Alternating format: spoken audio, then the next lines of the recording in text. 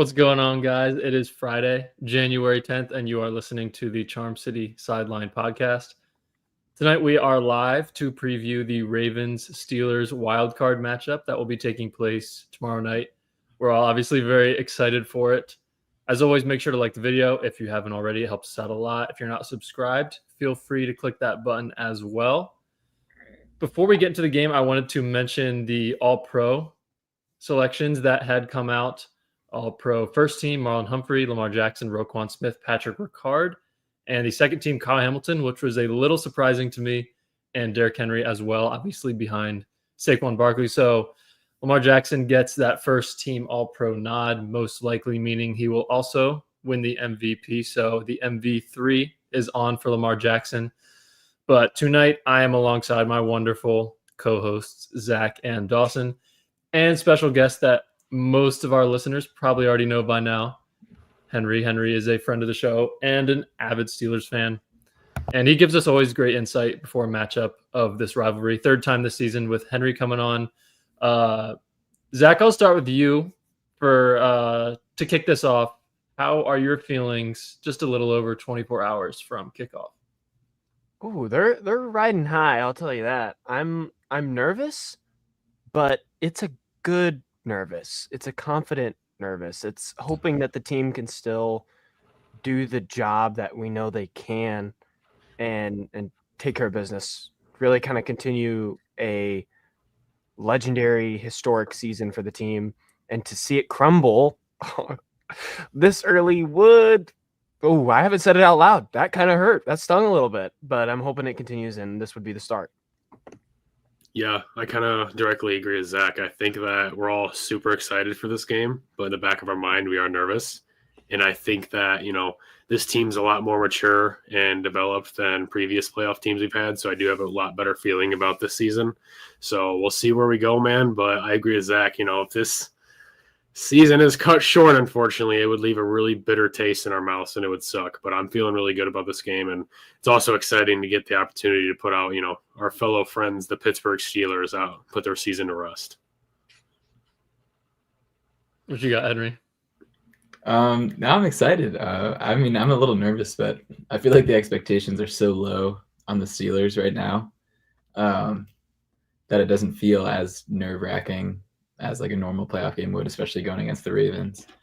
Given the 4-game losing streak, and not just losing the games, but like the team does not look great watching these games. So it doesn't feel like, oh, we're ramping up for this like huge playoff run. It's like, it doesn't feel quite like that. But I will say, very exciting to be able to play the Ravens. You got a shot at, potential MVP this year, front runner for MVP this year. And a rivalry game, and I'm a fan of Tomlin, and this is a chance to get a big win that I think he really needs. Yeah, for sure. Very exciting game. I try to always think of the playoffs as like a fun time of the year. You try not to take advantage that the Ravens are in it almost every single year, and try to think of it as a very exciting time. And it is a very exciting time. I wanted to talk about a little bit of the matchup history in between these two teams in the playoffs. Obviously, we've talked about regular season games over and over again, but it's their first playoff meeting in a decade. The last time these two teams faced off against each other was 2014.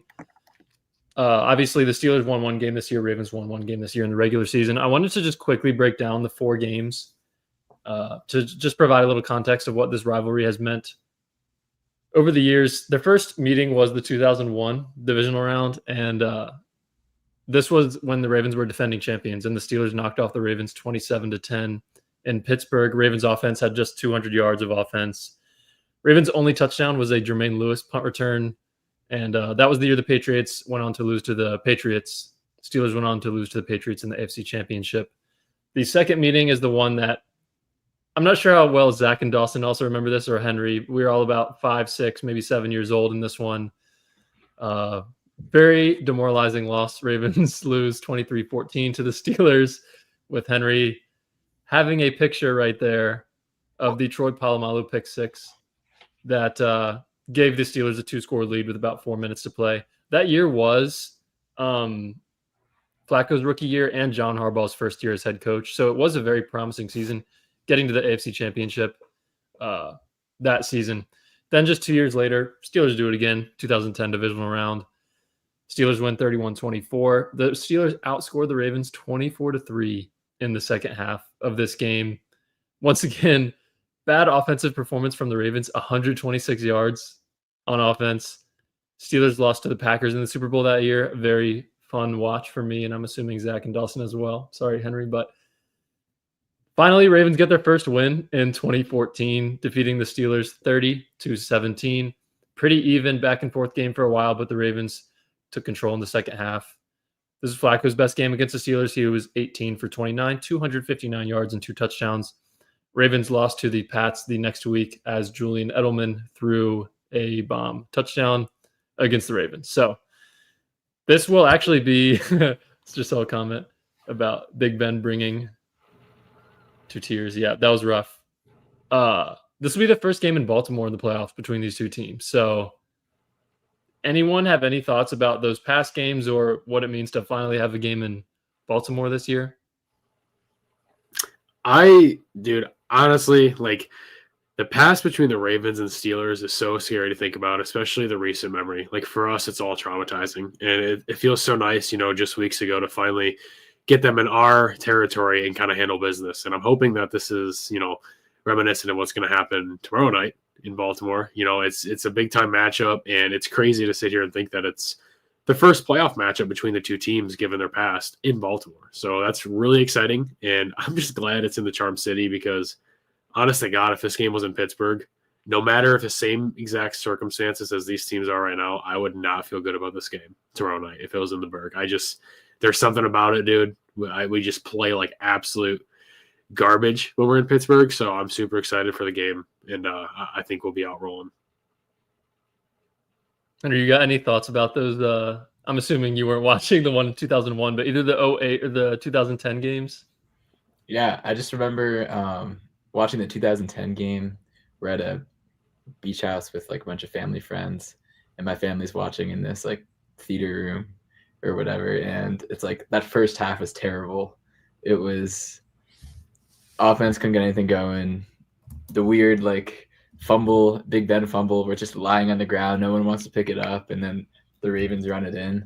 And then it's the complete opposite in the second half, where every time the Ravens touch the ball, they're fumbling, they're throwing bad interceptions, and it's in Pittsburgh, so that comeback is like really compounded. And thinking about like Steelers playoff history, it's like this year we're starting slow most of the games. Our last handful of playoff losses, we're starting slow. I don't think you can count on an avalanche like that happening again.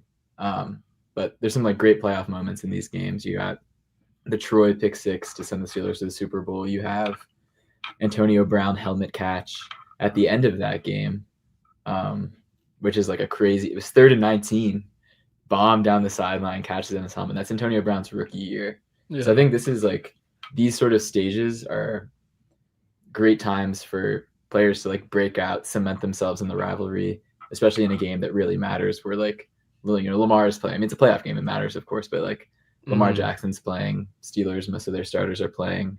Yeah. Like you look for like, Kyle Hamilton, maybe he's looking for his Troy Polamalu sort of moment. Something you could cement Roquan Smith into whatever.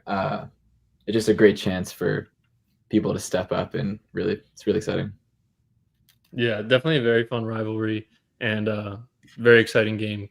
Just about 26 hours away. So this one's going to be at 8 p.m. Kind of interesting that it's 8 p.m. I don't know if the kickoff is actually going to be at 8 or if they're just saying that to get everyone tuned in 15 minutes early. Who knows? I think it's going to be pretty clear tomorrow night in Baltimore. I think it's going to be about low 30s with a wind chill of the mid 20s. Not too much wind, about 9 miles per hour last time I checked. So pretty clear game in terms of weather besides the temperature, I would say. It's going to be on Prime. Amazon Prime. If you're living in Baltimore, you can watch it on WMAR, which is ABC. If you're living in Pittsburgh, you can watch it on WPXI, which is NBC in Pittsburgh. Also, past Amazon Prime games have been on Twitch. I can't guarantee it's going to be on there again, twitch.tv, but possibly we'll be there again to watch for free. So Going to be Al Michaels, Kirk Herbstreit, Kaylee Hartung on sideline. I was thinking about how weird Prime might be, but Al Michaels has called, a dozen Steelers-Ravens games, so there will be a little bit of familiarity there. So I think that's kind of cool. Ravens favored by 9.5, over under 43.5. Ravens going to be in the purple on white. In terms of the injury report for the Ravens, Zay Flowers is going to be out. We'll obviously talk a lot about that later tonight. Deontay Hardy, the returner, is fully participating in practice this week. He'll have to be activated by 4 p.m. on Saturday in order to play. I think the Ravens will probably stick with Steven Sims as the punt returner, but Hardy could definitely be used as a receiver with the absence of Zay Flowers. And, of course, Justice Hill and Nelson Aguilar are both going to be active, so that's good news. Henry, go ahead and take it away with the Steelers injury news. Yeah, the Steelers are looking at mostly good news on the injury front. The last time the Steelers and the Ravens played, the Steelers had a lot of key players out. George Pickens was out. Deshaun Elliott was out. Dante Jackson, our cornerback, was out. Larry Ogunjobi was out. Justin Fields was out, which I mean, he's not the starter, but he adds a little bit of a wrinkle into a pretty stale offense. And then Joey Porter Jr. got hurt during the middle of the game. This week, really the only injury news you're looking at is Steelers rookie starting guard Mason McCormick. I think he had like a hand fracture last week. He's got it in like a cast. He's got it wrapped up, but he seems like an animal, like a psycho. Like I'm fairly certain he's going to play, but I will say his quality of play, I think, is slipping a little bit from where it was at the beginning of the season. So that's not like rookie guard with a broken hand, like in his playoff game is not like exactly what you're looking for. Cameron Hayward last week played against the Bengals with the flu. He missed a few practices earlier in the week having that flu, but he's back and he just got a first team All-Pro nod that a lot of people are saying might cement his Hall of Fame chances. So that's exciting for him. Hopefully he can have a big game. And then Chris Boswell, I think, also maybe caught that same flu. He missed a few practices, but he's going to play. And he's also a first-team All-Pro. So maybe there's something going on there. They got to start coughing on the rest of the teammates and bring them up to All-Pro standards. TJ Watt was second-team All-Pro, by the way. But, yeah, not looking at too much on the injury side for the Steelers. Yeah, both teams pretty healthy besides Zay. So that's pretty cool this late in the season going into that. Tony from Scotland, that's pretty cool. Thanks for being here. Anyway, let's just sort of get into talking about the game. Sort of what I wanted to start with was the Ravens' defensive improvement over the year. And basically, they were 25th or worse in every single metric. Now they're first in every single metric. And it's kind of interesting that the Steelers offense only found a way to kick field goals in the first game, and in the second game actually found the end zone. But Ravens defense has just improved so much this season. But there obviously are players that you would like to attack if you're the Steelers offense. And Brandon Stevens has been a topic all year long.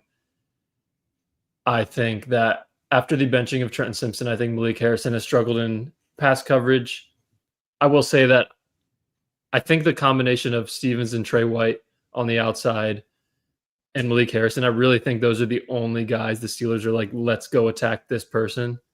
Zach, what are your thoughts on that?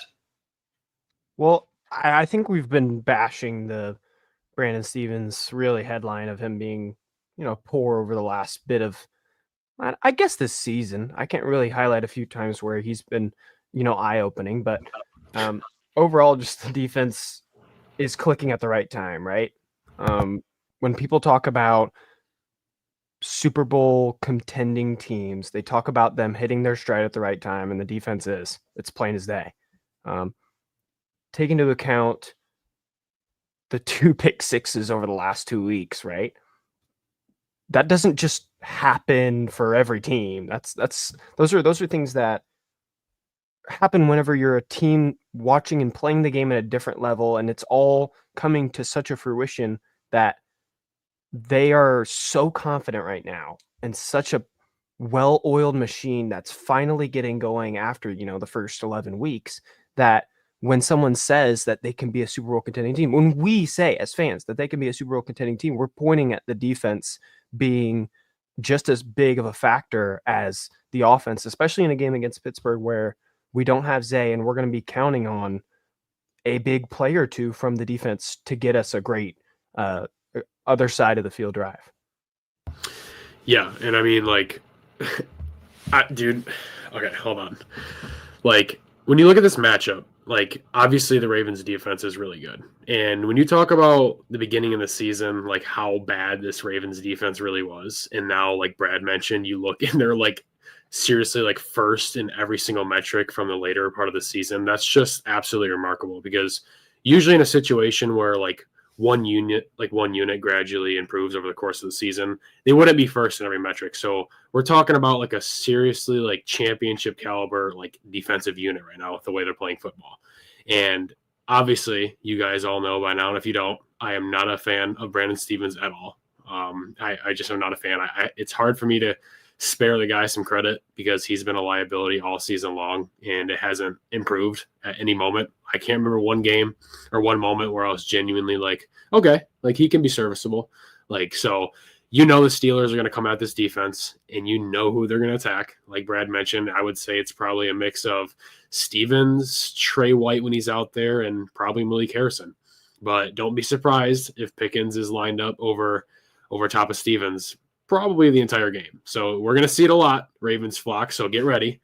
Like Bikini Bottom Bomber down here just said, we're going to see 21 on 14 a lot, because the Ravens don't play a defense where, you know, they just shadow. It's going to be Stevens is on the left over here and Wiggins and Marlowe are going to be over here on the right. It's just how it works.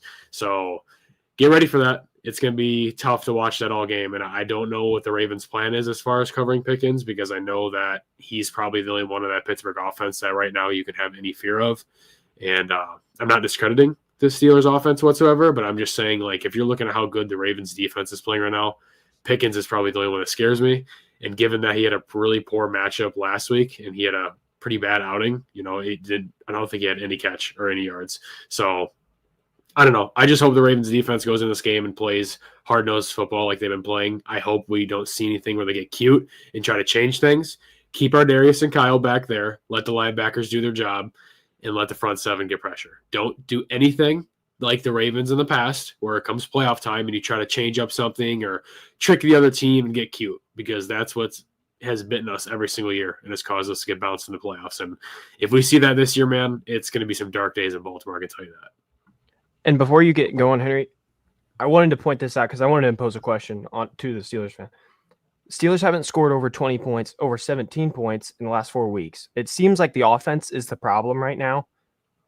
What, especially to kind of answer and go off of Dawson's point, Pickens on Hard Knocks was talking about seeing another safety on his side of the field almost every time. So whenever he gets the ball, it's enclosed now. He's not really getting the deep shot. Henry, like, what do you think for the Steelers? What would be a good sign to you in like the first half that they have a real chance to win the game offensively? I mean, the best sign you could possibly have would be being able to run the ball. Steelers have not been able to do that against the Ravens. Steelers run game. I think the Steelers and the Ravens are very similar on both their offenses and attempts to rush the ball, and are on complete opposite sides of the spectrum on effectiveness. Steelers are one of the worst rushing teams in effectiveness in the NFL. And part of that is you got a lot of young people on the O-line. We are obsessed with running pitches to Cordero Patterson, especially. We don't need to see that, but you're going to see that, and it's just going to be like a drive killer. And also our play action has been terrible, but being able to run the ball, I guess, set up a little bit of that play action. And that's really how you can establish drives. Last week, the Steelers ran the ball on first down, on every single first down in the game, I think. So a lot of Steelers fans they're frustrated because, you know, Tomlin has all these quotes and, you know, Arthur Smith talk about this and that. And like, oh, like you can't take it at face value. And it's like, you're so predictable. It's not working. And like, you're not saying it. And you see this a lot. So I think the mark of a good coach is on offense is like, okay, what are some matchups we can get into and how can we exploit those? You talk about getting Pickens lined up against Brandon Stevens. So as a Steelers fan, it's like, okay, this is your best offensive player, and this is their like worst player on defense, and that's a matchup you should be able to get. and create some high percentage throws, at least like getting the ball down the sideline. I know Stevens has been sort of a pass interference magnet, and even though like maybe technically it's not, he's sort of grown that reputation, a little bit similar to Joey Porter Jr. But it's like the refs are looking for that. But Pickens had a few shots last week against the Bengals that you would typically associate those as routine plays, and he was unable to come up with a few deep catches. But it starts with running the ball. I don't think that's going to happen. But getting Pickens involved early, you see chatter on Twitter about like, well, if you don't get Pickens involved early, he checks out of the game or something like that. But it does seem like games where you get Pickens the ball earlier, the offense gets rolling, he gets in a groove, and that's the spark that the offense needs. So that's probably what I'm looking for. Not going 3 and out. The Steelers go 3 and out in like every single drive, every single like opening drive. They don't have an opening drive touchdown this year. Whoa. And a lot of times it's a 3 and out. A lot of times, and they got off to slow starts. And I hinted at this earlier, but the Steelers in their last like few playoff games have gotten off to really slow starts that make things very difficult to come back from. I can elaborate more on that later, but I've been rambling for a few minutes here. Oh, I wanted to hear it. Thanks, man.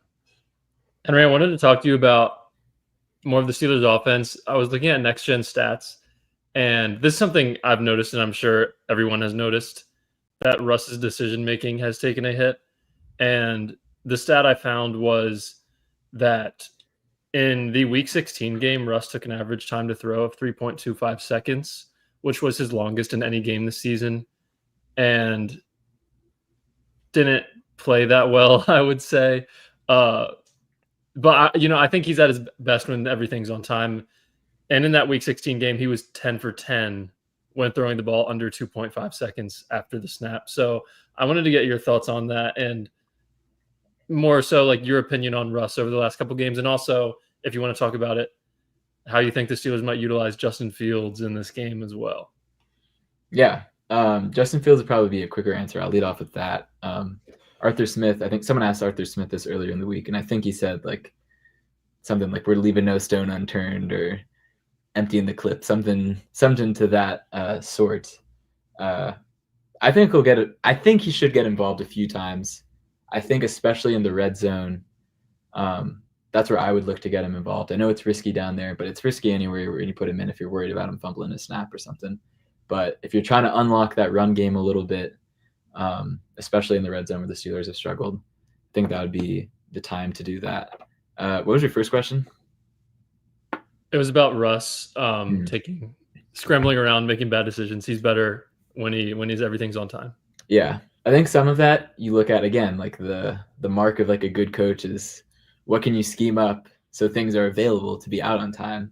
And a lot of times it's like, all right, well, like no one was open. Or it's like, well, we had Van Jefferson and Ben Skoranek running routes and Michael Pruitt out there. So like that doesn't seem like our best allocation of like the players that we do have to be available. And then Russ, he's getting a happy feet in the pocket. It's something that as a Steelers fan, you saw a lot with Kenny Pickett, where you get to a point and it's like he's not trusting the pocket. He's spinning out backwards or like dropping his eyes out of downfield passing mode when he feels the slightest semblance of pressure, where it's like you could have stepped up in the pocket and made your throw, and now you're getting happy feet and running around. And that's where that like 3 yards to throw time comes in, because our offensive line isn't that great. You're not going to be standing back. You're not going to be like flat-footed controller died in the pocket waiting for your guys to get open. So that happy feet, and it's just I don't know what happened to the decision making, man. Yeah, it really all started with the fumble. But we had a chance to go 14-7. We were the offense was moving. We didn't have Pickens, but we were going Cordero Patterson, Skoranek, Pruitt, Van Jefferson, like diving down the field, and then Russ, it's like, oh, vintage. He's got a chance to go slide down at the 5, and he's like, no, let me barrel roll into the safety, and he fumbles. That was like the worst the Ravens defense had looked in 6 or 7 games for a couple quarters, and just Russ just gave it back to him. Yeah, and even in the first game, you have the ball, end of fourth quarter, you're up 2, or you're up whatever. You got a chance to, I think, go up 2 scores with a field goal or something, and he just chucks it to, Marlon Humphrey's back there. I got him. And then, the pick 6 in the last game, that Humphrey had. That was a taunting, bro. George Pickens says that. He ain't leaving the stadium. But it's like, all right, you're late on a play action to Michael Pruitt, man. Like, that probably was not winning football there. But and then the end of game against the Bengals where you could throw it away. You got one timeout or whatever. You could throw the ball away, and instead you're churning for 3 yards. And I don't know what to say, honestly. I think at the beginning of the season when Russ came in, as it was midway through the season, it was like he's posting hype videos. We're hitting the sideline shots. It's like, you might have a few 3-and-outs and stuff, but there's not a bunch of turnovers. And it's like, oh yeah, let Russ cook. And now it's like, even when he has these plays, like the fumble that Ardarius Washington forced, he's like, I don't want to change anything about who I am. Like, I'm always going to try to, bro, that's not the answer, man. You slide. We get first and goal at the 5 and then take the lead. And, coming off the loss against Cincinnati, he goes up to Cam Hayward as they're exiting the field and is like, we're going to win the next 4. And this is Cam Hayward. He's playing with the flu.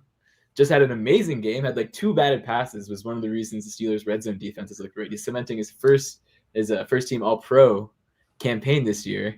And you're like coming off 4 stinkers, man.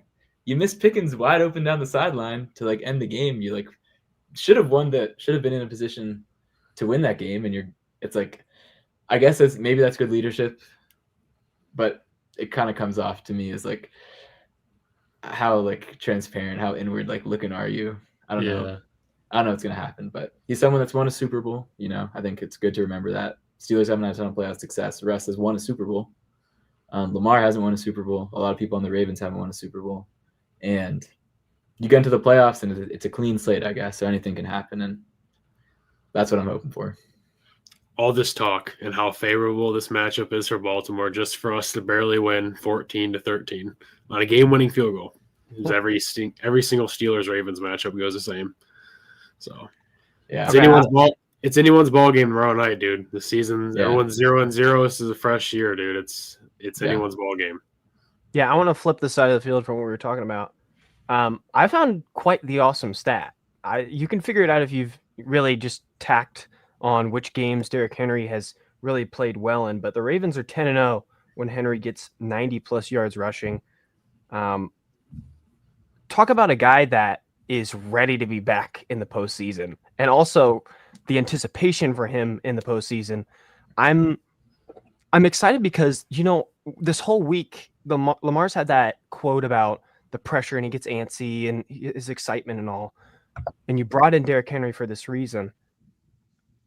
I'm so excited to see him with, his foundation, his rock. Like Lamar has the guy that's going to calm him down and get the first down or 2 first downs that we need for a drive to continue and be dominant for an entire game. What I want to note is the first game, I think Derrick was like, okay. I think he was all right against the Steelers, but then the second game, 160, he really had his way.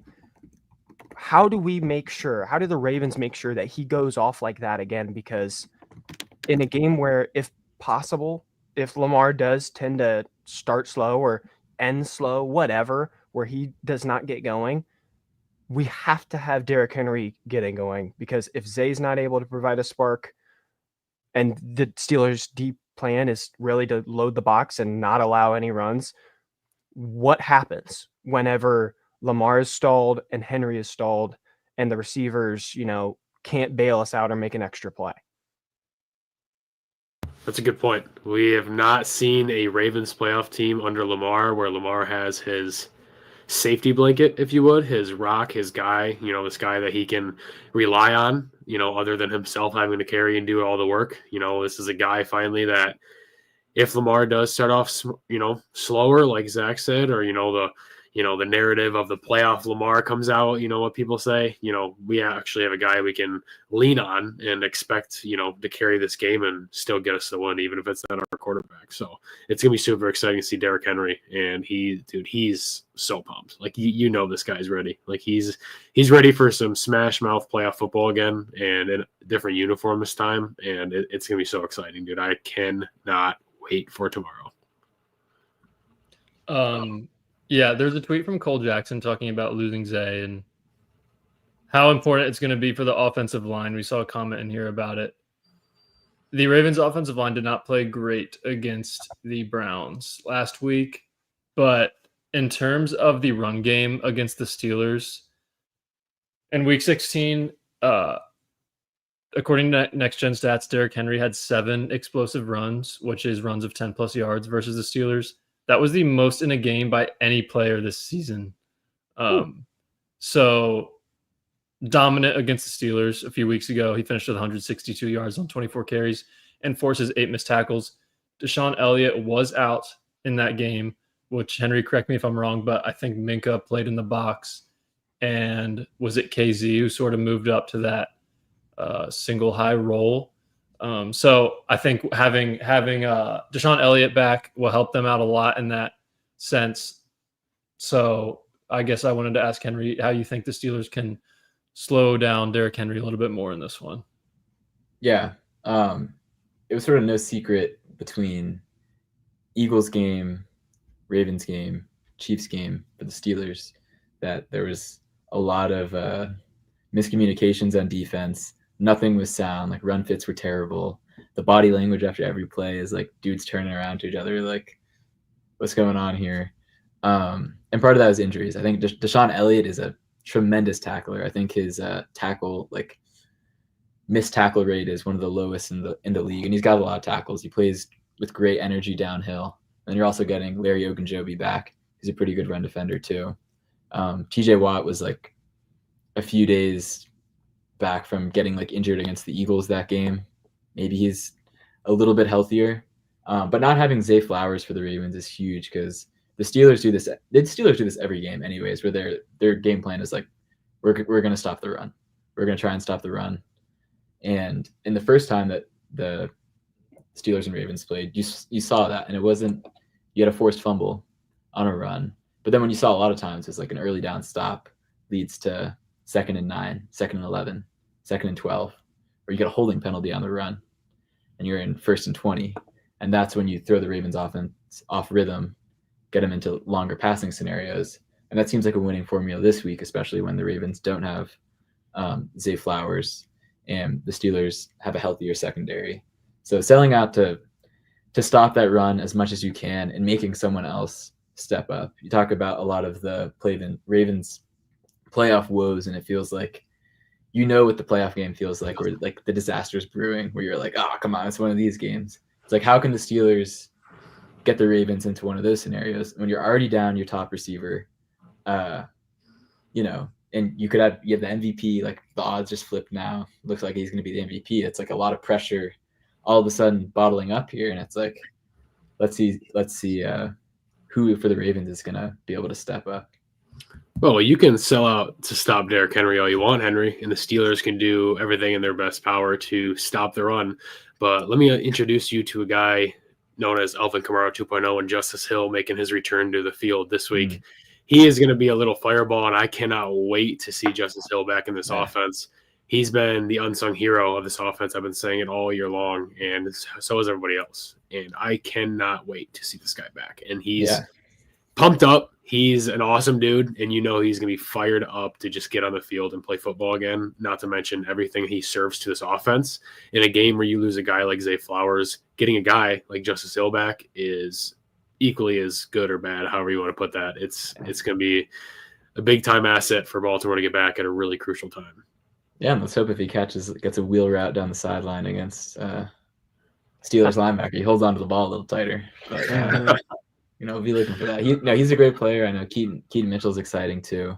The Ravens don't have a shortage of like plethora of weapons. I was texting Brad about this earlier in the week that like it's like, oh, the Ravens don't have Zay Flowers. It's like, all right, you got Rashad Bateman, who's a first-round wide receiver, has really kind of been showing that talent this year. You've got Mark Andrews, an all-pro tight end. You've got Isaiah Likely, who's a great tight end. You got Nelson Aguilar, which say what you want. I know he's not great, but he won a Super Bowl, right? Yeah. Yeah. We've got Ravens gem Tez Walker brewing for his big moment right here. But you got Derrick Henry. You got these great running backs. You have the MVP at quarterback. Yeah. So it's like you stacked up against the Steelers' weapons where it's outside George Pickens. It's like, Van Jefferson, Najee Harris, Pat Fryermuth. It's like, all right, man. Like, there's not a ton of excuses, but it's like throwing the Ravens off rhythm. What can you do to get them off rhythm? And that's what it comes down to in a rivalry game like this. And you're not going to be perfect in every play. The Steelers, you sell out to do certain things. You're going to leave things open, and sometimes it just comes down to like, all right, we're going to send this maybe new blitz you haven't seen and force some dude that hasn't got a lot of targets on this play to be ready for a pass.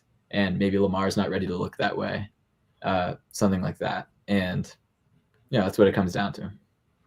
I think starting from the first matchup that the Ravens Steelers had, where Henry started off with that fumble, and how the emphasis with Monken on that video that a few people saw, where he's telling the receivers, hey, ball security, figure it out, that type of stuff. I'm hoping that with that, the team who has won the turnover margin in the last 4 games has the 4 matchups that they have won that game. So it's a big deal to watch those the turnovers there.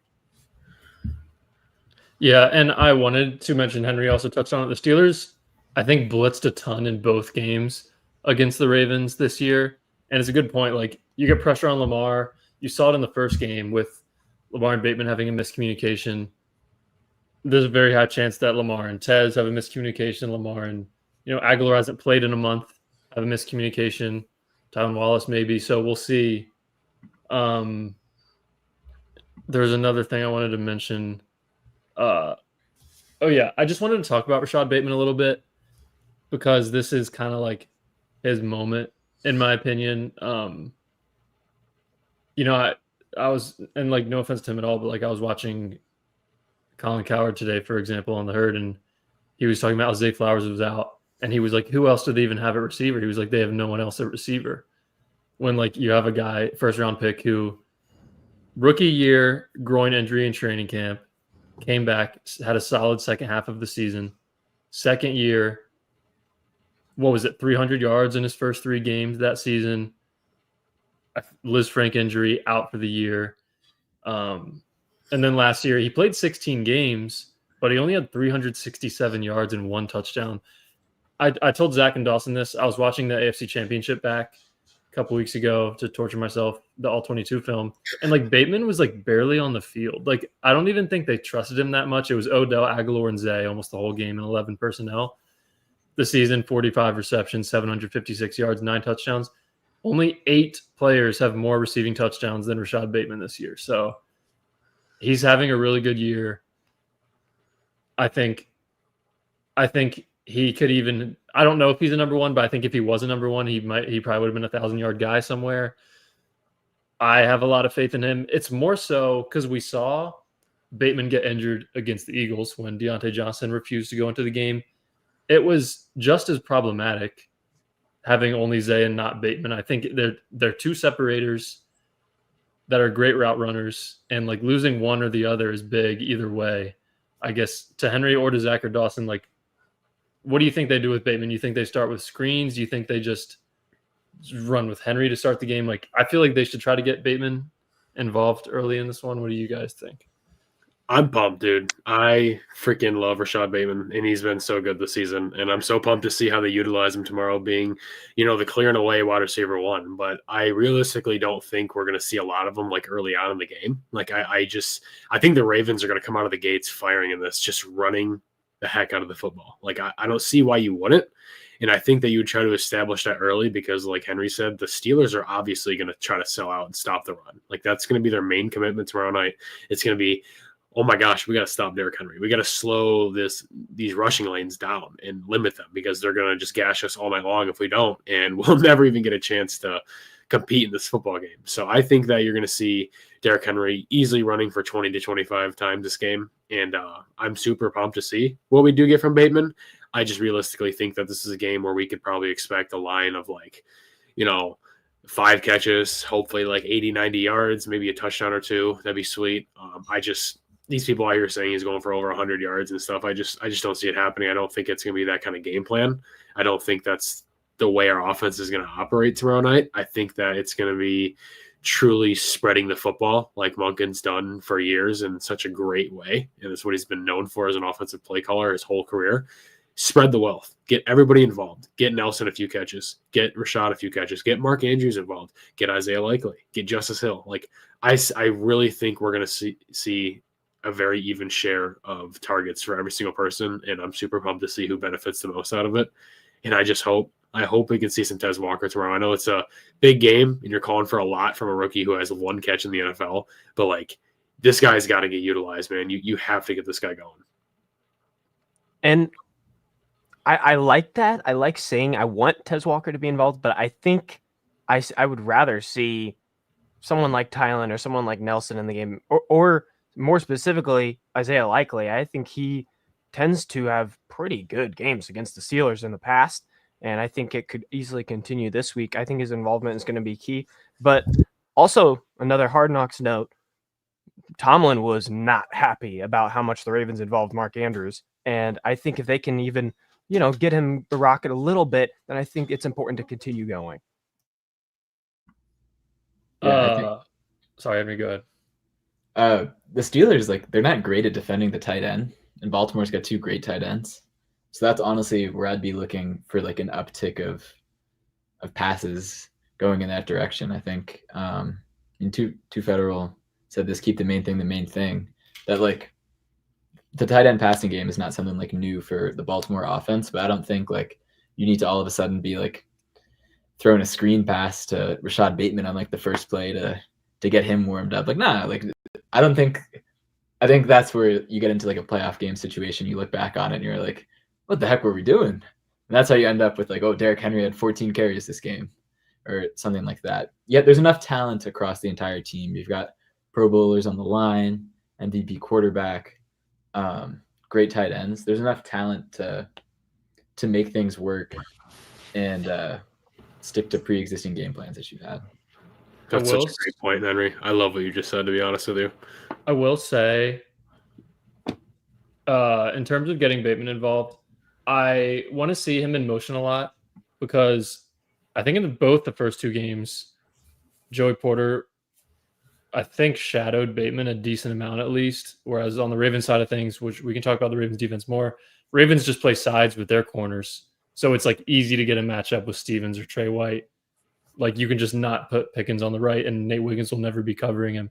But like let's say Joey Porter's pressing Bateman. You want to get Bateman in motion, then if it's man or zone, then Joey Porter's not able to press him. I also think, and you guys touched on this a little bit, we saw in the Browns game after Zay got hurt, I think it's going to be more so Likely than the backup receivers that kind of replaces Zay. Like I think we could see 12 personnel a lot with like just Bateman, Aguilar, Andrews, Likely on the field. Like that's probably what I would assume they're going to do, and throw screens to Likely too. I mean, they've done that already just in terms of getting the passing game going as well. Dude, Isaiah Likely game, I'm here for it. Yeah, it's been a minute since we've had a huge week 1 basically. Yeah, like pretty well against the Steelers last time, I think. Yeah, he did. Yeah, I mean, he had that touchdown. Yeah, I'm talking like touchdown, like close to 100 yards, like 5 catches. Like that'd be great. I think even more so would be seeing Mark Andrews finally establish that connection with, Lamar in the playoffs. And I think this is the first year that, in a while at least, in a very long time that I can remember, that Lamar is actually going into a playoff game with a truly healthy Mark Andrews. Like it's been a while. So hopefully this is a game where they can kind of get that tone going and kind of just do what they've been doing the whole season, anything past week 6, of course. I hope that can continue. And I just hope that, I want to say real quick, Henry, what he said last was a great point. Like this is a game where, and I kind of briefed on it too before he was speaking, like this is a game where I really hope the Ravens don't come into and try to get cute early and like try to force feed bait to warm them up or something like that. It's just, it truly is a game where you would look back on it and be like, why did we do that? And whether you win or lose, it's just like you don't want to look back on it and question, why you did that. And I just hope that they come out and do what they've been doing every single game. Just start running early and play the exact same brand of football. Like, don't change anything. I think for the Steelers to stop that, it goes back to like getting those negative plays, for getting some holding calls like on run plays. That was like the big thing. Like Derrick Henry, he fumbled on the first play in like the first matchup, but he wasn't having like a bad game. It was just like he rips off a 7-yard run on first down and it's a holding penalty, 1st and 20, and now he's not even in the game or something like that, or like they get a drive going and you throw an interception. So he saw a ton of success. I thought he saw a decent amount of success in the first game, limited opportunities. Saw a lot more success and a lot more opportunities in the second game, and that's what you're looking to have. But the Steelers defense has their line is tremendous, man. You got TJ, you've got Cam Hayward, Keanu Benton, Alex Highsmith, Nick Herbig rotating in there, Deshaun Elliott back, Minka when he's playing downhill, he's great. Joey Porter's he's become a more physical tackler along the outside. And Patrick Queen, man. Let's see what you got. Like this, Patrick Queen, you chose to come to the Steelers, the rival team, the team that you were drafted by. And now you get to play him in the playoffs. You're 1-1. Like this is your game to make a statement. Or this is your game to have Likely's nuts hanging on your face or something. I don't know. Like, you got Andrews and Likely running a lot of stuff. It's going to be your time to make a play. Queen was great in the first game. I think he had the strip and the fumble recovery. My last thing actually two more things on this side of the ball. I wonder how much single high the Steelers are going to run because they run it a lot, and that's sort of what Lamar's been best at this season. They aligned pre-snap with the single high safety on 83% of snaps in the Week 16 game, which was the second highest single high rate by any team in a game this season. And Lamar was 14 for 18, 193, 2 touchdowns. He was only 1 for 5 for 14 yards against all other coverage looks. So I don't know how much that had to do with Minka having to be playing farther down, but we'll see what happens there. And also just like, if the Ravens don't turn the ball over, they're going to win this game. Like, I was talking about Henry with it about after the first game, and I was like, if we gave the ball to Derrick Henry every single play, do you think we might have won?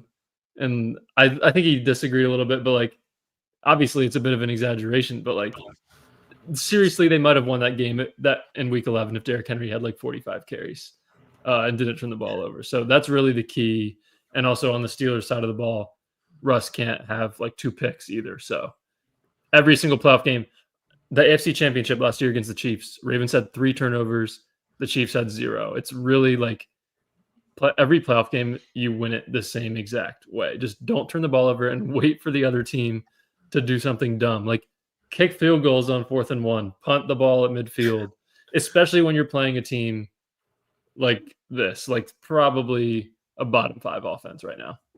I think our biggest fear going into this game is that the Ravens will potentially abandon the run if and when it doesn't start going early. And I'm so glad that the game against Cleveland happened last week because it was a perfect outlier of what happens. Like it's happened all season long. And it's like, oh, okay, Derrick Henry has 8 carries at halftime for 30 yards. Oh my God, it's not working, And then every single game he finishes with 150 yards and has like 2 touchdowns. So it's like the Ravens just stick to your identity, don't abandon the run, and let the closer do his job, and you will win. And like Brad said, don't turn the ball over, play a clean game, lay off the penalties, and I don't see any excuse why Baltimore should lose this game. And I'm sorry, Henry. There's no liable explanation as to why the Ravens should lose this game, and that's why they're, 9.5-point favorites? I mean, they're essentially 10-point favorites at home for a playoff game. That's absolutely insane. So it's, Vegas sees it as well. If the Ravens play a clean game, it's all in their hands. Yeah. I mean, that's the recipe for success. I saw an interesting tweet this week about turnover differential in the playoffs, and the Steelers are -8 since 2017, and the Ravens since 2018 are -10. So these are not 2 teams that have been taking care of the football in the playoffs, and you're pitting them against each other. You've got 2 great defenses. I mean, the Ravens, great. The Steelers, they have so many great players, and I know they have it in them, and they're finally getting healthier. And, I guess you can go around saying like, oh, don't turn the ball over, don't do whatever, but it's what happens when you get like slightly off track. And Brad talked about this in previous videos about Tomlin saying the Ravens are going to burn the house down or whatever. But like, if you get into 1st and 20, you're probably not going to run the ball to like Derrick Henry or something. you get into 2nd and 15, you're probably not running the ball to Derrick Henry, and then you don't have Zay Flowers. So it's like you can talk about like, oh, we don't want to turn the ball over, we don't want to do this. Does that mean Lamar's not going to be like throwing difficult passes that we've seen him throw all year, but he doesn't want to do it because it's Nelson Aguilar running down instead of like Bateman? And I don't know. I feel like the pressure on these two teams is a little bit different. Where like, and the stakes are almost different. The Steelers are having like a miserable slide. I know they don't feel like, oh, like our season's over, but like to the Steelers fans, it's like, dude, we're just like, this has been tough. Like for the last month, sitting down to watch these games that have never been on Sundays for last month, not going to be on Sunday this time, and it's like, Yeah. You're spending your Wednesday, your Christmas watching like terrible football. Whereas the Ravens, it's like, oh, we've peaked. We're like, not we've peaked. We're peaking. We've like turned the corner in so many areas. We're peaking at the right time. And now you got potential MVP thrown on top of it. But you got a rivalry game here. And this is not that I'm saying the Steelers are going to win, but like if the Ravens lose and you're a 3-time MVP, you're back-to-back MVP, and you just lost to like what everyone's saying is the worst team in the playoffs here. It would be 2-5 in the playoffs. Like, so there's a different kind of pressure, and I think kind of the knock on Lamar is that when he gets thrown off track in these big games, in these playoff games, not the regular season, he's great in the big regular season games, that all of a sudden the wheels kind of fall off. So a lot of things can happen. You can drop the Steelers were playing the Browns and snap the ball over their head in the playoffs. First play of the game, they recovered for a touchdown. And they were down 28-0 in the first half of that game. So like one little play can throw off the entirety of the rest of the game. I want to go back to a point. I know I've been talking for whatever. I want to go back to a point I was saying before about like the Steelers getting off to slow starts, because I wrote this down. Their last few playoff appearances, their last win was against the Chiefs in the 2016 playoffs. I think it was in 2017. Then they lost to the Patriots in the AFC Championship game. 2017, they had the Jaguars in the divisional round. That was the year that Ryan Shazier had gotten injured. We had to hire someone off their couch, Sean Spence, to start at middle linebacker for us. But we gave up 45 points or whatever to Blake Bortles. Not all to Blake Bortles, but the Steelers found themselves down 21-0 in the first half. You get gashed on the ground, you throw an interception, you have fumble return for a touchdown. These things just like add up. Slow start, you kind of roar back, and then Blake Bortles puts the dagger in you. Then the next time we were in the playoffs was 2021 season, Big Ben's last year, which it's like sort of was kind of like a miracle to be like in the playoffs at that point. We were playing the Chiefs, and their offense started so slow. 7 punts in the first half. I think maybe had a handful of first downs the entire first half, but they had stopped Patrick Mahomes all the first quarter. They got a defensive touchdown. TJ Watt got a defensive touchdown. Steelers were winning 7-0, but then they found themselves a handful of minutes later down 35-7 because their offense couldn't do anything, and it's like you wasted your stops. Then the next time, or I guess the time before that was the Browns game that I was talking about, and then last year we played the Bills. We had Mason Rudolph, so it's like your expectations weren't super high, but you started the game punt, fumble, punt, interception in the end zone. These are not winning formulas. And you look at what the Steelers offense has been doing as of recent. It's punt, turnover on downs, field goal. Like this is not like a team that looks like they're going to be starting fast. It's not a team that is historically in the playoffs started fast. And those are keys to the game for the Steelers because they talk about like wanting to establish the run, and that's their track that they want to stay on. You have not been able to run the ball all season. How is that your plan? How is that you're like, we want to do this? You cannot do that. Like, so it'll be interesting to see who gets thrown off track first. Kind of goes back to the question you guys asked me earlier about like what would an ideal start for the Steelers be? And it's like, who gets thrown off track first? What do they do? What's like the counters there? And the Steelers have a lot less wiggle room than the Ravens do. Good point. Yeah, it's really just going to come down to who. It's honestly probably going to be who makes the first mistake, and if it's a close game, maybe who makes the last mistake as well. If anyone doesn't have anything else, do you want to get into score predictions? Was there anything else anyone wanted to point out? Oh, don't go ahead, Henry. TJ Watt has not won a playoff game in his career. Yeah. It's not his fault. He was injured last year when we played the Bills, and I really think they had a chance if he was playing. All right, man. Sure, man. It's like 13 years old. You know, TJ Watt, he hasn't won a playoff game. It's not that.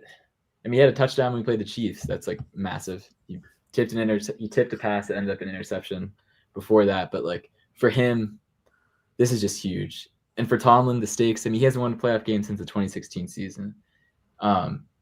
Chatter outside of Pittsburgh, Tomlin, great coach. Any team would want to have him. Never having a losing season.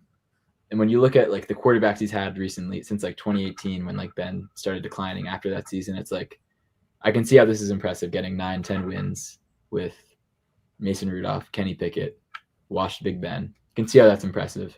But not having won a playoff game since the 2016 season is the reason why there's a large percentage of Steelers fans that are kind of just done with them.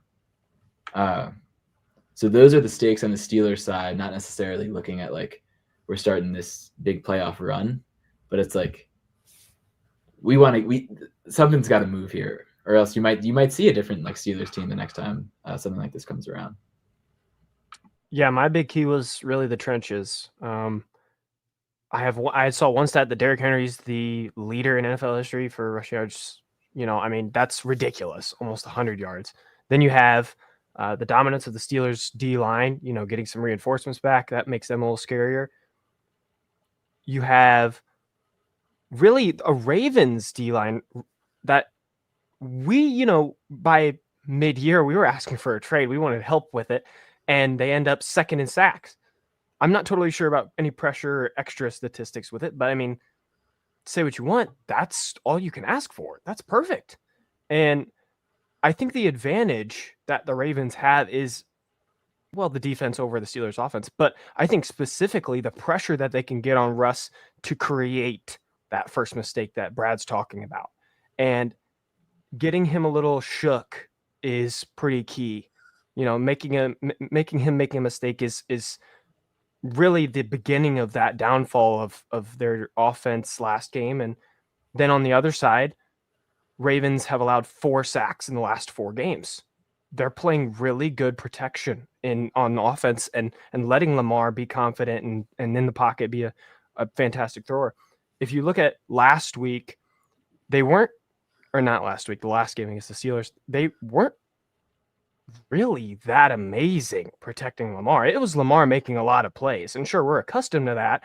But in the playoffs where he's, a little more antsy or anything like that, does that mean that Lamar needs to make up his mind a little quicker? Maybe he's thinking about something like that. Or is there, a quicker read now that likely is maybe on a favorable matchup? Who knows? I'm just so locked in on this trenches battle. Someone in the comments mentioned it earlier. Shout out to whoever did. But I'm so dialed in on, especially from what Henry said as well. TJ Watt, this game means everything to him. This game means so much to the Steelers. And their hat is hung on their defensive line. You have to take him out of it. First team All-Pro Cam Hayward. He's not just going to lay down and walk away after a crappy game. And sure, if Russell Wilson's in his ear all week saying, let's go win the next 4, he's going to get fired up too. They want to win this game. They want to spoil the Ravens. And I'm so excited for it. I don't know how you can't be. I think the weirdest part about it is the line. I feel like 9.5 is just kind of That's a lot. head scratcher, right? It's mean, the if you watch biggest the line of the Steelers, whole weekend, right? You watch the Steelers the last few weeks, it is tough. Yeah. It's truly on the field, 2 teams going in opposite directions. Yeah. It's been pretty bad.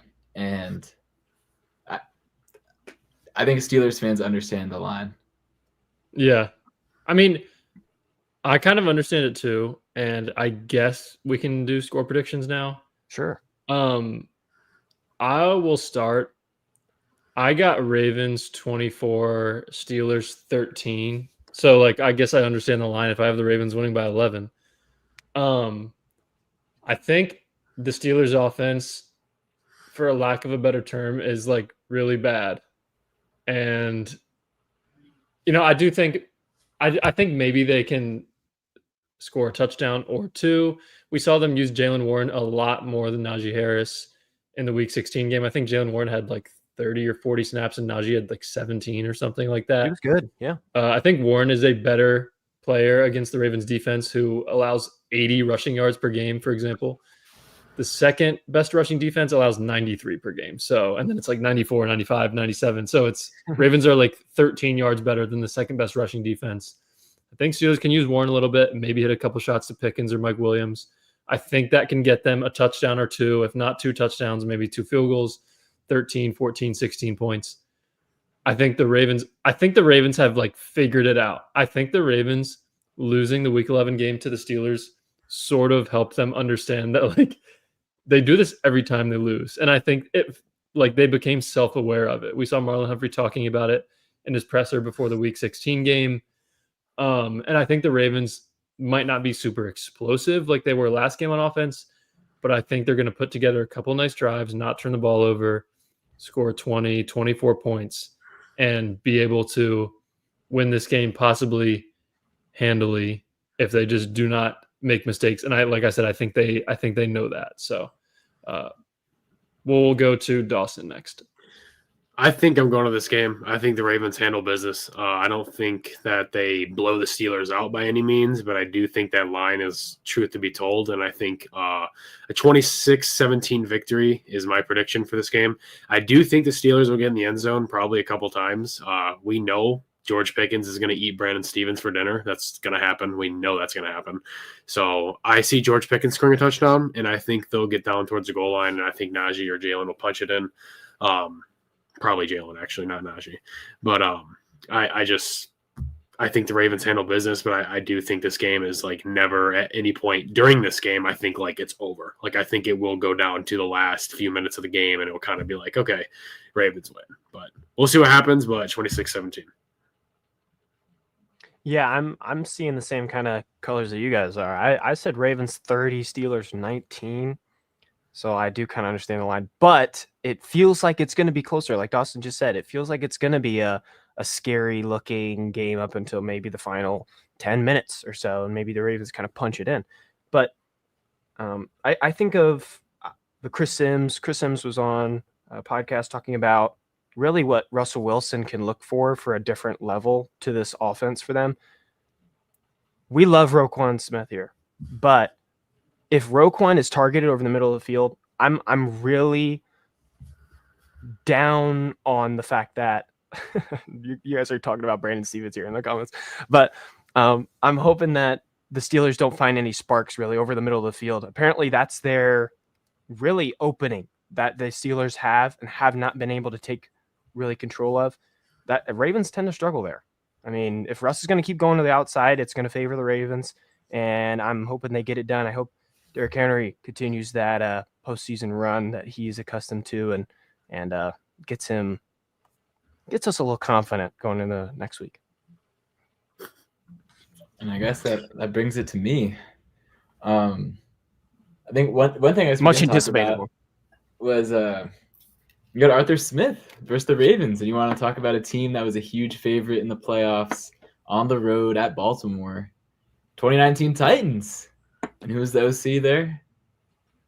Arthur Smith. And I know it's funny seeing Ravens fans posting videos of Derrick Henry dragging whatever all over this defense, turning Earl Thomas into a lead blocker, throwing jump passes. And obviously he's on your team now. But it's someone that can do it. I thought the play calling has been rough, but when we played you guys in Week 16, we had a few drives where it was like, oh, he's like, there's something going on up here. Yeah, I think I'm going to pivot the opposite direction from you guys. I think the Steelers are going to win.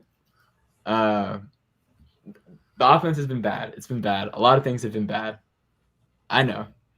As a Steelers fan, you take this week that you got 1 week before the game. You got to believe in your team. You get this 1 week. You're only promised this 1 week. And the Steelers haven't won a playoff game since 2016 season. So you really only get this 1 week. You got to believe in the Steelers. TJ Watt is getting his first playoff win. You got a red zone defense that really improved against Joe Burrow. Only allowed 1 touchdown last week. Forced 3 field goals in the red zone. Got an interception right outside the red zone last week. They're going to build upon that with increased health. Crazy take? Not a crazy take, man. Don't put this in a video. I don't want to see this on I don't want to see this on Twitter. But I think the Steelers have a chance, and if it was against really any other team, I don't know if they have the chance. But it being this divisional matchup, being against the Ravens, I think the Steelers have what it takes on defense to turn it around, and maybe that means you get a defensive touchdown, or maybe that just means you get some of that fumble. You get some of that fumble luck back. The Steelers forced 3 fumbles last time? Yeah, that was strip sack at the beginning of the game. Didn't recover it. That could have changed the whole. You talk about knocking a team off their path. Strip sack on one of the beginning drives. Brett, come on, man, don't clip this. I don't want to say this,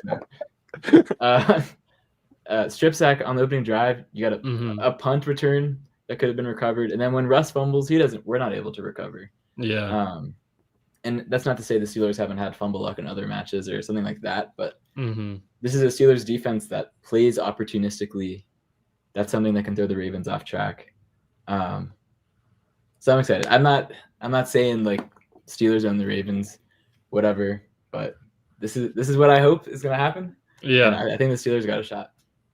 Come on, Henry. Did you remind me of a Browns fan? I know you got like false hope. You're trying to look positive. You're like, oh yeah, Dawson. Right. I don't think. Pause. Hold on. I respect it, Henry. I totally respect it. I want to real quick call out to my boy 2 Federal. 2 Federal, I respect you, bro, for trying to give me hope with Brandon Stevens.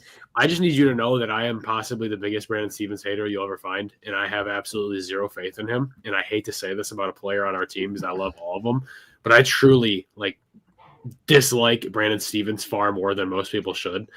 And I'm telling you right now, tomorrow, do not be surprised when he gets absolutely dog walked by George Pickens. It's going to happen. And if he gets a pick to win us a game, I'm going to be happy. Obviously, I'm going to be excited, but I'm still not going to have faith in him. I'm going to be like, oh, wow, he got a pick. Cool. But I'm not going to be encouraged that he's turned the corner or is going to be helping us down the stretch. He's not a good player. And in the absolute worst case scenario tomorrow, if it is the end of the Ravens season, it is also the end of the Brandon Stevens tenure, and I will be absolutely pumped to acknowledge that. 2 Federal's my guy because I've been a Brandon Stevens defender for a while now. I was until the season. Gotten a little hard the past couple of weeks. But, I mean, he's going to need to make plays, and him and Trey White rotate on the other outside. I think Nate Wiggins plays on the left. Stevens and Trey White rotate on the right. And he's just going to need to make plays. And maybe Hamilton or Washington is able to help over the top, but we will see. Pickens is going to be shifting over to the left of the offense the entire game. He's going to be on the left the entire game. Hey, I want to revise something I said earlier. Up and down. Yeah. He gets an INT. You're right. I would be. I'd be literally hysterical. And I'd be so happy, but still, at the end of the day, I would not be happy for the individual. Okay, I shouldn't say that. No. Let me take that back. I would be happy for Brandon Stevens. I'm just saying, me personally would not feel better about the player being better. If he gets a pick, okay. He's not good. He's not good. It's the end of the story. He's not. Yeah, I'd like to revise something I said earlier about what would a good start to the game be. Running the ball. I don't think that's going to work. Actually, I would much rather see motion, get 14 on 21, and start working on that matchup. I don't want to see first down run, second down run, third down incompletion punt. I think looking for that matchup is going to be huge. And also, trying to get those pass interference calls and just giving your best players a chance to win. I think that's been probably the most frustrating thing about the Steelers offense this year is that your best player is George Pickens. You got to find more ways to get on the ball. If he's having a tough game, if he has one target going into the third quarter, you got to give him a chance. It can't be pitches to Cordero. Cordero Patterson is not one of our players. I know he had a great catch against the Ravens last time, but that was hunting a good matchup. Yeah, exactly. We don't need to see the toss to Patterson. We want to see Jalen Warren because he's another one of our best players. And Calvin Austin, Mike Williams, give your guys a chance. Don't go out sad, run, pass, punting 5 times in a row. Give your playmakers a chance to win the game. No, actually, please do that. Please do. Run, pass. Yeah. I will say everyone try to enjoy, Steelers or Ravens fan, the next 24 hours. Don't take the playoffs for granted. It's a very fun time of year. We're going to have no football for like 7 months after this, so just really try to enjoy it. Watch every game if you can. Get yourself hyped up, Ravens or Steelers fan, for the game, and it'll be fun Saturday night, tomorrow night. So unless anyone has anything else they would like to say.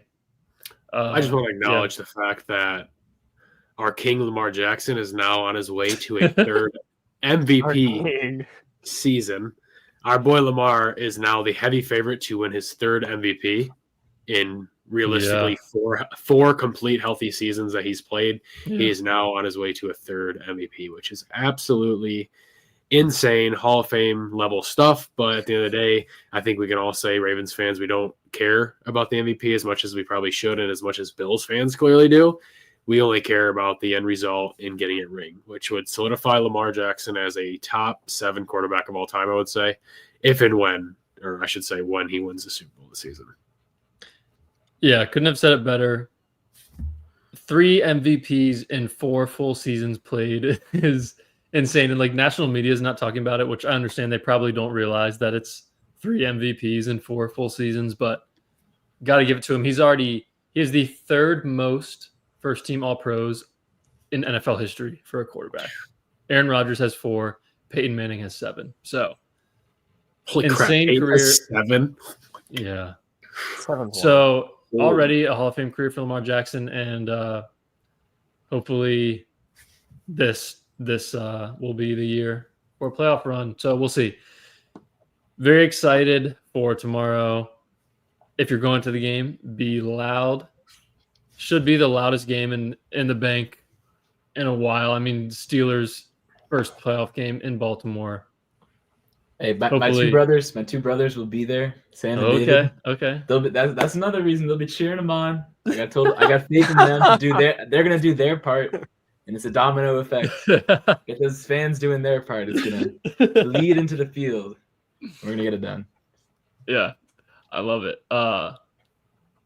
If you are not subscribed, be sure to hit the subscribe button. If you watched on Instagram, be sure to come over to YouTube, Charm City Sideline, subscribe. We do 3 episodes a week in the regular season. This was our first full season covering the Ravens.